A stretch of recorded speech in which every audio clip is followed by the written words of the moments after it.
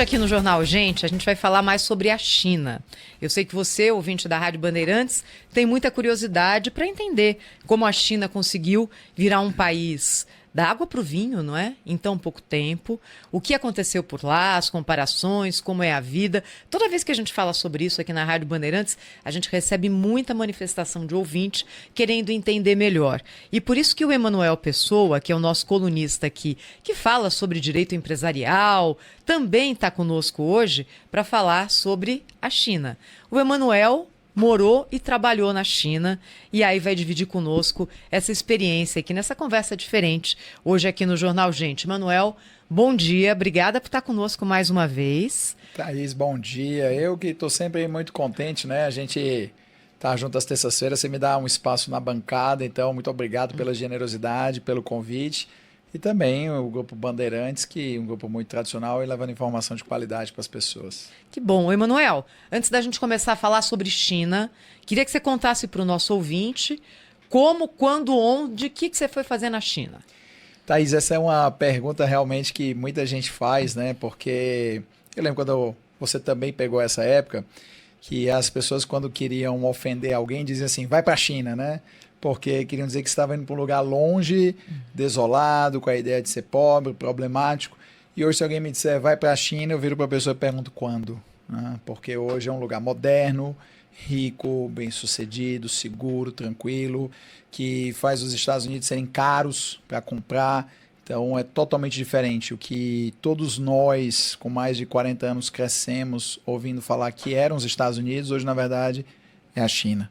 E eu fui parar na China o seguinte, eu tinha um amigo que estava na China, ele, uns anos antes eu tinha ajudado ele quando ele tinha tido uma certa dificuldade, aí ele saiu do país, e aí eu vi ele na China, brinquei com ele, me leva. Aí você quer mesmo? Por que não? Eu achei que era brincadeira e veio alguns dias depois um e-mail de uma instrumentalidade do governo chinês, né? Me convidando para uma entrevista. Essa instrumentalidade se chama Waijiao Shuiyuan, que traduz alguma coisa como Escola para Assuntos Estrangeiros. Então, na China, via de regra, as universidades, algumas são privadas, mas a maioria delas são públicas e pertencem, em regra, ao governo central ou a algumas províncias. E existe uma universidade chinesa que pertence diretamente ao Ministério das Relações Exteriores, que ela foi fundada pelo Zhou Enlai, que foi lá atrás ministro das Relações Exteriores do governo chinês. E essa universidade ela é responsável pela formação da maioria absoluta dos embaixadores da República Popular do governo da China. Então, eles fizeram uma entrevista comigo, a entrevista foi super diferente, e depois me fizeram uma oferta comercial. Eu, a princípio, relutei, a gente teve uma conversa bem interessante, eu não tinha olhado por esse ângulo. Aceitei a proposta e fui dar aula de Economia Internacional e Direito Internacional para os alunos que vão um dia aí ser os embaixadores da República Popular da China. E aí você morou aonde na China? Eu morei na capital, em Beijing, né? Hoje até é interessante a gente falar isso. Por muito tempo as pessoas no Brasil, a gente cresceu ouvindo Pequim, né? Os chineses não gostam. Eles dizem que Pequim é um nome colonial e pedem encarecidamente para que chame Beijing. E aí eu vi até um americano reclamando, tentando dizer que isso era bobagem. Aí o chinês perguntou para o americano, quando então um homem nos Estados Unidos pede para ser chamado de nome de mulher, vocês respeitam. A gente pede para ser chamado pelo nosso nome, vocês reclamam. Aí o americano se calou e entendeu que tinha que chamar pelo nome correto dos chineses. Emanuel, qual que é o choque cultural que existe para alguém que sai do Brasil e chega na China? Thaís, você deve ter tido o mesmo choque quando você chegou em Chongqing, que é a enormidade das coisas, né? A China tem uma questão de escala. 1,5 bilhão de pessoas, as cidades costumam ser muito grandes. Eu fui para Beijing, que tem uma região metropolitana, cidade, né? Na verdade, assim, de 25 milhões de pessoas, mais ou menos. Você foi para Chongqing. Chongqing dependendo de como você conta Chongqing, pode ter 8 milhões ou 34 milhões de pessoas, tá? Porque Chongqing é uma cidade com nível provincial, uma cidade especial na China. Então, dependendo de como você faz a contagem da população, você pode ter ido na maior cidade do mundo, 34 milhões de pessoas. Não é a maior região metropolitana, Jakarta tem 40 e poucos, mas é a maior cidade. Então, acho que o que mais choca quando a gente chega na China é que não é outro país, é outro planeta. Dependendo de como você olha, é outra dimensão. É como se estivesse no filme da Marvel e mudou de dimensão. Por quê? tudo funciona de maneiras diferentes. É lógico, tem trânsito, tem carro, tem prédio, tem gente, tem comida, certo. Mas a maneira que as coisas são organizadas, a maneira que as pessoas pensam, a maneira que as pessoas se comportam, tem um paradigma filosófico diferente do que é o nosso. Então, o principal choque na China é que as coisas funcionam de uma maneira completamente diferente do que a gente está acostumado no Ocidente. E a escala das coisas, né, é simplesmente gigantesca. Primeiro momento você chega, você desce do aeroporto de Beijing, você vai, no meu caso, ir para o meu apartamento, você pega uma autopista de mais de 40 km suspensa, sem descer em nenhum momento, e nenhum barulho na pista, porque os carros são todos elétricos. O máximo barulho é do vento, e quando passa perto dos prédios, o governo instala placa defletora para as pessoas não serem incomodadas. Então, acho que é o tipo de coisa que choca. Já já a gente vai falar mais sobre a vida cotidiana, enfim, que eu sei que isso desperta muita curiosidade. Mas acho que todo mundo se pergunta como é que eles conseguiram? Porque, né, o Brasil, Emanuel, a gente há tanto tempo fala, né? A gente tem tanta potencialidade aqui, nesse momento aqui em que energia limpa é uma qualidade, em que ter recursos minerais, em que ter petróleo, em que ter território, unidade territorial, única língua, ausência completa de guerras, de conflitos internos, enfim, tem tudo. Mas Conflito a virada... interno eu discordo, né? Porque o narcotráfico controla aí 1/4 do território nacional É verdade. e é uma guerra, mas a gente sabe que as nossas autoridades não querem travar essa guerra, né? É verdade. Mas, enfim, não há um conflito institucionalizado, não é uma guerra civil, algo nesse nível. E a chave aqui ainda não virou. Como é que a chave virou na China? É bem interessante, Thaís, a gente ter esse pensamento. Em primeiro lugar, existem 2 momentos para você pensar na chave. A China do passado, que por séculos já foi o país mais rico do mundo, e perdeu isso no século das humilhações, porque os chineses, por um certo período, por questões internas, optaram por não fazer as grandes navegações. Inclusive, foi uma disputa muito grande entre a aristocracia rural e a burguesia nascente na China, e a aristocracia rural venceu, chegaram até um dos imperadores a queimar a frota mercante chinesa, porque se a gente parar para pensar em condições materiais tecnológicas, a China deveria ter colonizado o continente americano, a China ou a Turquia, né? Os turcos é porque eles sofreram algumas derrotas militares lá na Europa, e isso impediu que eles viessem colonizar o continente americano, mas ou os turcos ou os chineses na época deveriam ter sido os grandes navegadores, acabou sendo Portugal. Eu até brinco que é a vantagem de ser pequeno, ninguém prestava atenção em Portugal, então Portugal conseguiu fazer tudo e se tornar o país economicamente mais próspero do mundo na época, não o mais rico, mas o mais próspero. E no caso dos chineses, esse foi o primeiro momento da ascendência chinesa. Depois, no século das humilhações, que de forma muito covarde a Inglaterra introduziu na China o ópio e viciou milhões e milhões de chineses, e isso mostra como é que as drogas acabam com o país, né? Você tinha um país que era o mais rico do mundo, a China ficou paupérrima, mesmo eles não sendo militarmente tão fortes porque não tinham acompanhado a tecnologia ocidental, eles ainda eram o país mais rico do mundo.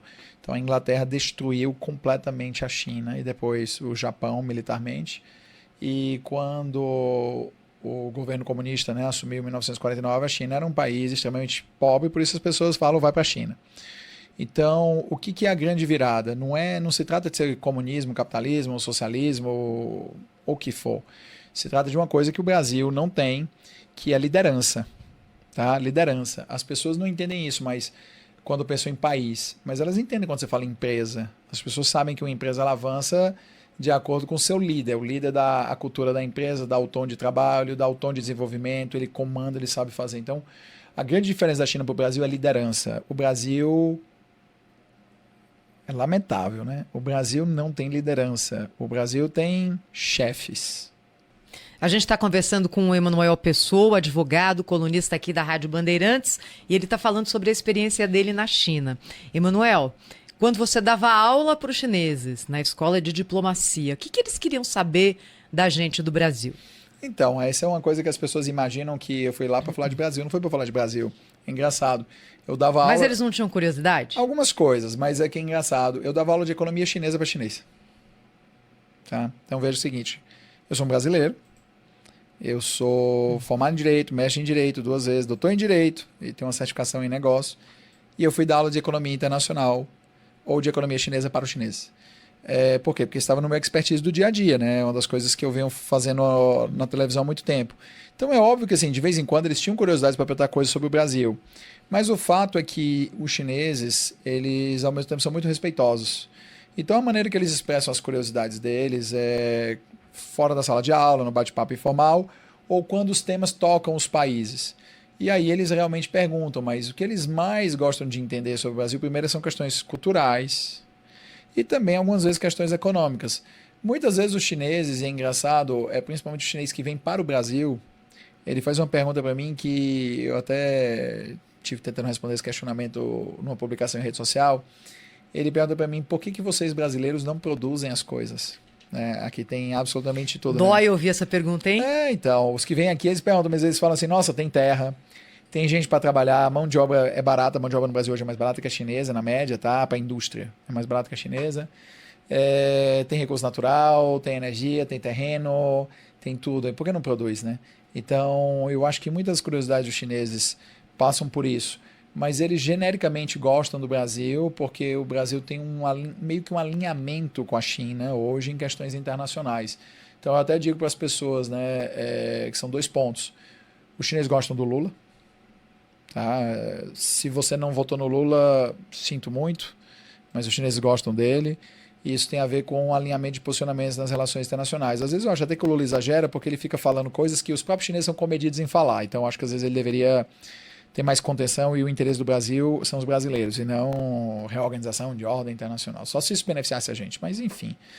E o outro ponto era que o Bolsonaro vivia brigando com a China, que era o nosso maior comprador, né? Eu falava, né? Dizia, nossa senhora, você tem o Paulo Guedes, um cara tão brilhante e ali tentando conduzir a economia e o presidente fica batendo no nosso principal comprador. A Tereza Cristina tinha trabalho naquela época, viu? A coitada tinha trabalho. Ô, Emanuel, vamos falar um pouquinho do dia a dia, então? O que você sentiu de mais diferença no seu dia a dia morando na China em relação à sua vida hoje no Brasil? Thaís, eu mentiria se eu dissesse que é qualquer coisa que não a segurança. Certo? Seria uma mentira. É 100% seguro? Não. É 1 bilhão de por cento. É 1 trilhão de por cento. Tá? É incalculável de por cento. Se você deixar... Fizeram esse experimento recente, né, em rede social. O sujeito deixou um carro de luxo parado em Xangai, deixou as chaves em cima do para-brisa e deixou um laptop em cima do para-brisa e um celular em cima do capô. Ele foi jantar, ou almoçar, coisa assim. Ele passou 2 horas fora. Quando ele voltou, estava tudo lá. Mentira, né? A chave tinha se deslocado um pouquinho porque tinha escorregado no para-brisa. Então, esse é o nível de segurança da China. Não existe esse tipo de crime. Então, quando você mora no Brasil... Por quê? Você acha porque é por uma razão mais cultural? Não. Ou é por repressão? Não. O quê? Repressão é o termo errado. Tá? Repressão é o termo errado. A gente acaba tentando comprar uma narrativa de que isso é repressão. E a palavra repressão no Brasil, ela traz um contexto de ditatorial ou de autoritário ou de arbitrário.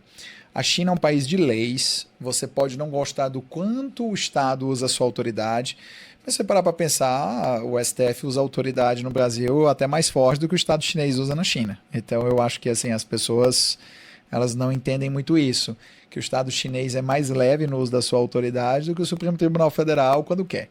Tá? Só para a gente fazer um paralelo real para as pessoas entenderem. O que leva a China a ser um país pacífico é a certeza da punição. Então existe um ponto que as pessoas não conseguem entender, que a pena ela não pode ter um efeito apenas punitivo. Porque se a pena tiver apenas o efeito punitivo, é um fracasso social. A pena tem que ter um efeito, vamos dizer assim, pedagógico. Tá? Porque, Thaís, eu não posso contar que todas as pessoas façam o que é certo. Mas eu preciso criar os incentivos para que as pessoas erradas façam o que é certo. Então, como é que eu crio esse incentivo? Existem sujeitos que eles são inclinados, seja por uma predisposição da sua criação, seja por algum outro fator que a gente ainda não conseguiu identificar na vida, pode ser que tenha genética, não sei, isso é especulação, mas algum fator, o sujeito ele é inclinado às atividades criminosas, roubo, furto. Tem sujeito que é incorrigível, bate em todas as mulheres que ele se relaciona, né?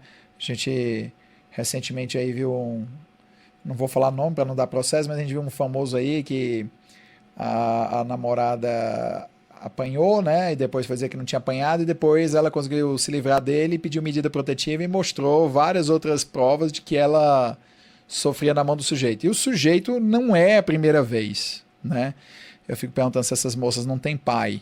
Mas, enfim. Então existem sujeitos que têm essa inclinação. Como é que você resolve um sujeito desse? Esse nosso, digamos, herói brasileiro aí, ele faz isso porque ele nunca foi pra cadeia. Ele faz isso porque ele nunca esquentou o banco de uma cela. Ele faz isso porque ele nunca foi posto na população geral, entendeu? Para ele virar a mulherzinha da cadeia. Ele nunca mais faria isso, se ele soubesse que ele tinha a punição. Então, na China, as pessoas têm a certeza mais absoluta de que elas serão punidas se elas cometerem crimes. Então, mesmo o crime de oportunidade, ele é praticamente inexistente, porque o risco da punição não compensa o benefício do ganho. Então, veja você que se um sujeito leva o meu celular na China, se ele me assalta e leva o meu celular, e ele é pego, e ele vai praticamente ser pego pela quantidade de câmeras que tem na China, pelo rastreamento de eletrônicos. Porque, veja, eu tive meu iPhone furtado aqui em São Paulo. De vez em quando eu olho no Find My, né, o Você aplicativo. vê onde ele tá. Eu vejo onde está. Adianta chamar a polícia, eles não vão, porque eles vão dizer que não podem ir, que não tem ordem judicial, que não sei o quê. Vai dizer todo tipo de abobrinha, mas não vão. Na China, a polícia vai na mesma hora, não tem questionamento. A viatura vem, vai 2 policiais, chegam lá, pega o bandido, ele vai pra cadeia, apresentadas as provas. Se você quer confessar, sua pena é X. Se você não quer confessar, sua pena é 2X. Não é essa proporção, mas é uma questão clara. Então, vale a pena para o sujeito perder 4 a 8 anos de liberdade porque furtou um iPhone, a certeza de que ele vai preso? Não vai. Então, não existe crime porque a certeza da punição está lá. E no Brasil existe crime porque a certeza da impunidade está aí. E se sabe que quanto maior for o crime no Brasil, maior a certeza de que você vai pagar advogados que vão enrolar o seu processo, maior a possibilidade de você ter contatos com membros do judiciário que vão demorar com o seu processo ou arrumar alguma filigrana ridícula para poder livrar você. Então eu falo para todo mundo com todas as letras.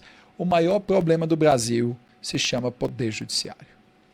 O Emanuel, você acha que, pelo que você viu lá e pelo que você vê aqui, o cidadão médio na China vive melhor do que o cidadão médio no Brasil? Infinitamente. Infinitamente. Viver melhor... Por quê? Viver melhor é uma confluência de fatores. Tá? Quais são esses fatores? Você ter serviços básicos, você ter segurança e você ter capacidade de consumo. Então, serviços básicos. O chinês tem educação básica, gratuita e universal de excelente qualidade. Eles performam super bem no PISA. É até engraçado, né? A gente vê o presidente americano dando medalhas para os americanos que ganharam as competições de matemática. São todos chineses. São todos chineses. Existe uma cultura de estudo. Então, essa é uma cultura de estudo que eles levam quando migram para outros países. Você vê aqui também nos colégios em São Paulo, os primeiros lugares muitas vezes eles são japoneses, chineses, coreanos, de ascendência. Não é por nada, é uma cultura de muita valorização de estudo. Lógico que com o tempo você se vai assimilando a cultura local, a coisa muda um pouco. Mas você ainda carrega aquilo quando você migra para outro país, ainda está ali na primeira ou segunda geração. Então, primeiro, o chinês tem serviços públicos muito bons. A saúde pública chinesa é sensacional, você paga por vários serviços, mas o preço é simplesmente ridículo. E se você for cidadão chinês e não puder pagar, ou tiver seguro social chinês e não puder pagar, aí o governo paga para você, se houver comprovação de que você não pode pagar. Mas se você puder pagar, é tipo um pagamento ridículo que tem um teto. Tá? Para os tratamentos mais caros que você possa imaginar. Então a saúde é muito acessível para o chinês médio. O próximo ponto é a questão de segurança. Se você tem segurança, você tem liberdade de consumir, você tem liberdade de ir e vir, você tem liberdade de viver a vida, você pode ir para os parques públicos, pode sair na rua, você tem possibilidade de diversões gratuitas. Porque, por exemplo, o que acontece hoje com o brasileiro? Você quer se divertir no parque do seu bairro. Dependendo do bairro que você mora, o parque, o campinho de futebol é tomado pelo tráfico de drogas. Tá? É tomado por facção, é tomado pelo PCC, é ponto de venda de pó, de crack. Se você está ali, mora perto ali no centro, nas regiões da Cracolândia, como é que você vai para a rua para vivenciar e experimentar a rua? Como é que você vai sentar num dos vários parques da cidade de São Paulo, com exceção do Ibirapuera, e mesmo lá acontece crimes? Se você tem um grande risco de estar sentado, deitado lá, lendo no seu iPhone, vendo notícia, nem iPhone, você pode ter aquele moto mais simples da Motorola, ou você está com a revista lendo e alguém vai chegar e vai furtar você. Ou uma mulher, feminicídio, bateu o recorde, né, esse ano aí sobre o governo do Lula. A mulher está no parque e ela não pode, por exemplo, deitar num parque público para tomar sol, se ela não tem piscina em casa, porque ela tem medo de ser assediada. Então você não pode ter diversões gratuitas. E aí, se você não tem renda alta, como é que você vai bancar alguma diversão? E por isso, qual é o rolezinho do jovem paulistano aqui, né? Eu vivo em São Paulo, por isso que eu falo, e das grandes cidades. E para shopping. Isso não é rolê nada. Isso é simplesmente perambular com...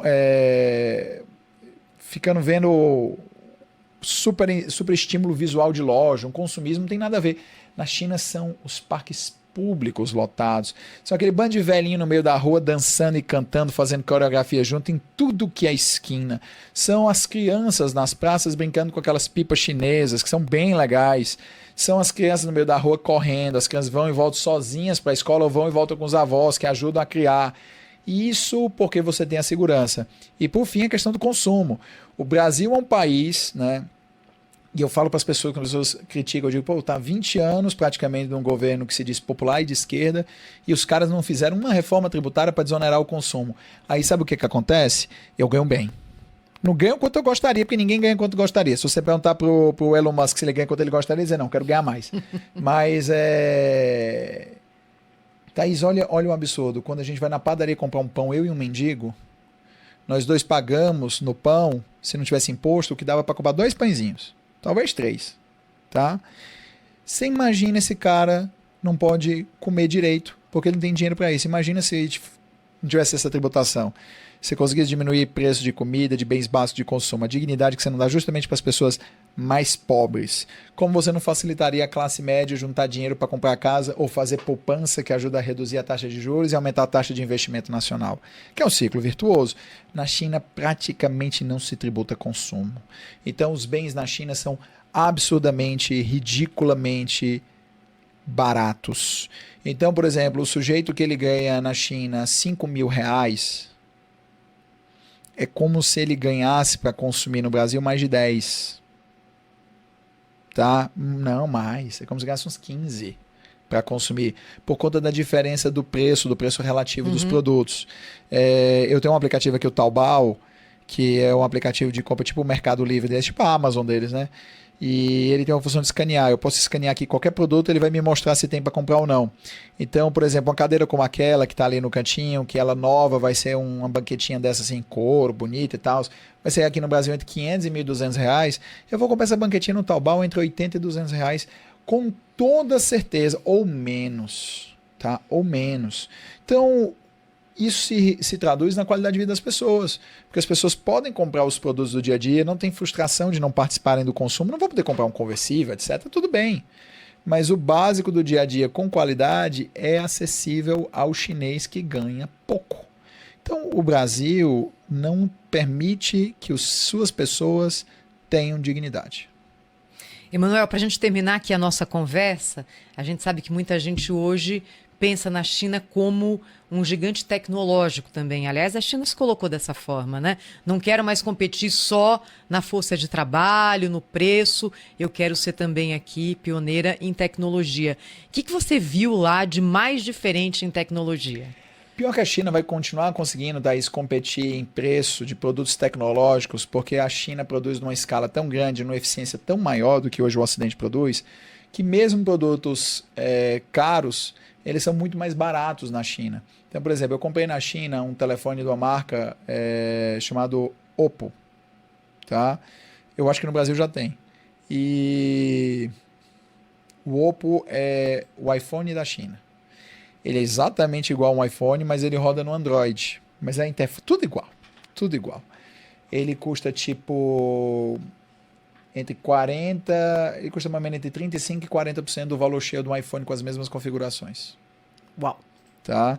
E a margem de lucro deles ainda é boa. Então, assim, eles vão continuar conseguindo. Sobre tecnologia, o que espanta mais na China? Thaís, é difícil até te falar, mas eu vou dar exemplos bobos do dia a dia. Eu fui numa loja da Xiaomi.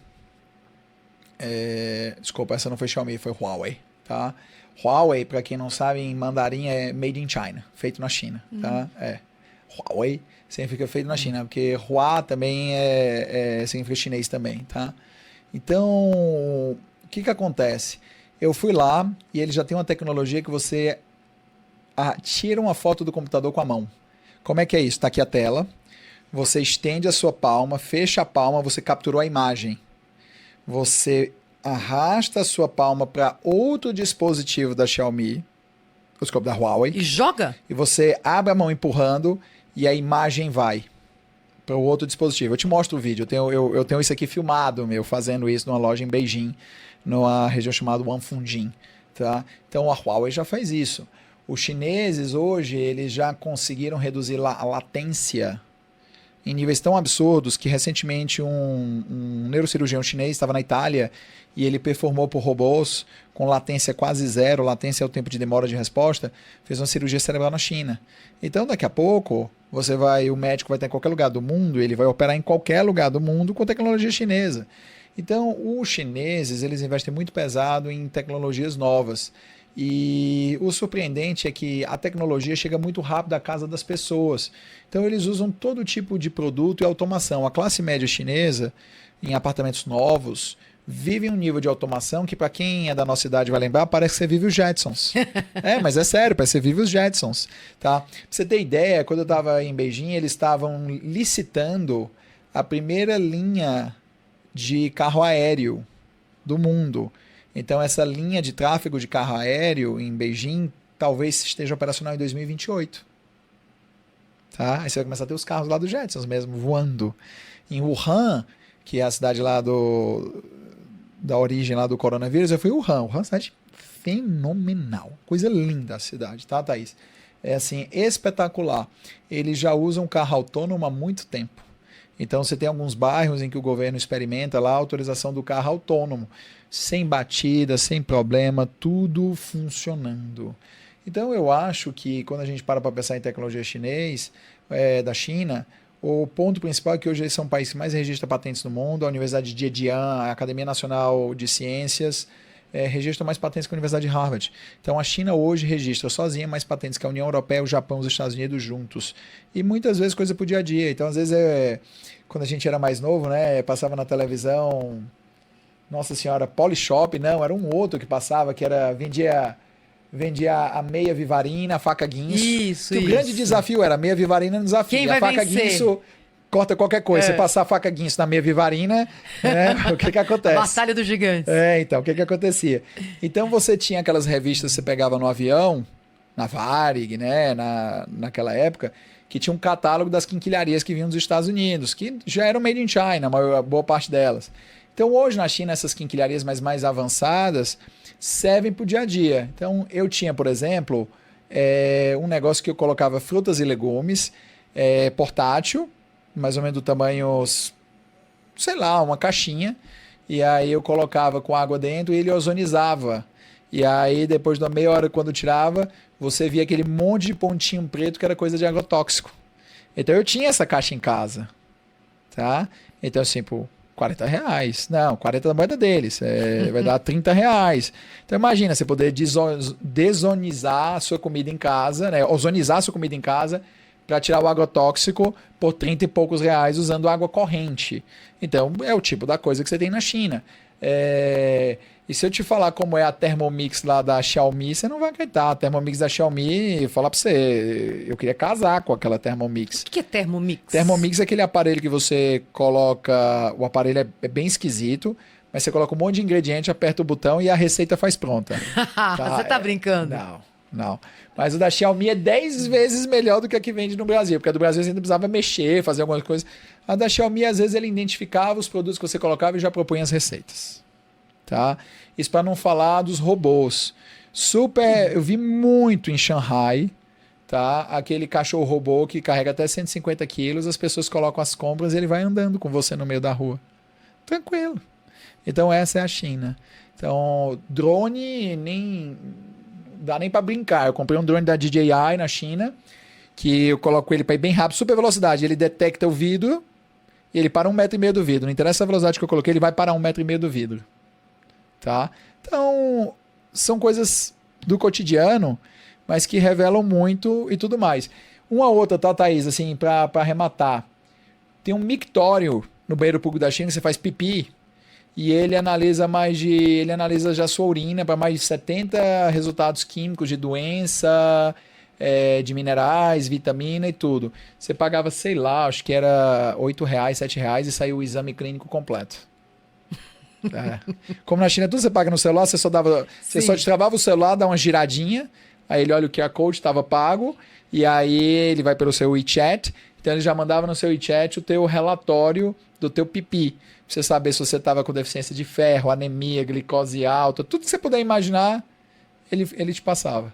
Então, essa é a China. Então, essas pessoas... Eu até comentei, gravando recente no Gente, né? Eu estou levando um grupo de empresários para a China em final de março, começo de abril, e eles querem ver essas inovações, né? E um dos lugares que a gente vai é uma fábrica de drone agrícola. E aí você não tem ideia. O drone agrícola que a gente vai ver, ele, lá de cima, ele solta um laser que queima as pragas. Então ele escaneia a plantação, ele vai passando, aí vai escaneando a plantação e o laser vai queimando as pragas. Você não precisa extirpar a planta. Então você aumenta a produtividade. É isso que é a China, entendeu? É a hiperaplicação de todo tipo de tecnologia para todo tipo de situação. Emanuel, obrigada, hein, por ter dividido essa sua vivência, esse conhecimento aqui conosco. Tenho certeza que o nosso ouvinte acompanhou com muita atenção e vai pensar muito a partir de tudo isso aqui. Quando você for, Thaís, você vai no ano que vem, eu vou tentar ver se eu consigo para você visitar a fábrica da Xiaomi que não tem luz. Porque não tem humanos. O robô não enxerga, né? É sensor. Então a fábrica trabalha 24 horas por dia sem luz, não precisa de luz. Eles só ligam a luz para os visitantes verem a fábrica. Tá? Então, assim, é esse o nível que a China opera hoje. E aí as pessoas precisam entender que nada é à toa. Isso é o efeito acumulado de 40 anos de continuidade de políticas bem-sucedidas. Mas 40 anos é nada, Emanuel.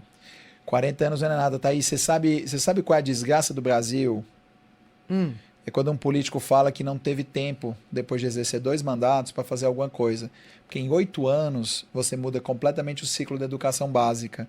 Em 8 anos, você tira o garoto lá da alfabetização para chegar praticamente terminado o colegial, né? Mas alfabetização não, porque hoje a série é de 12, né?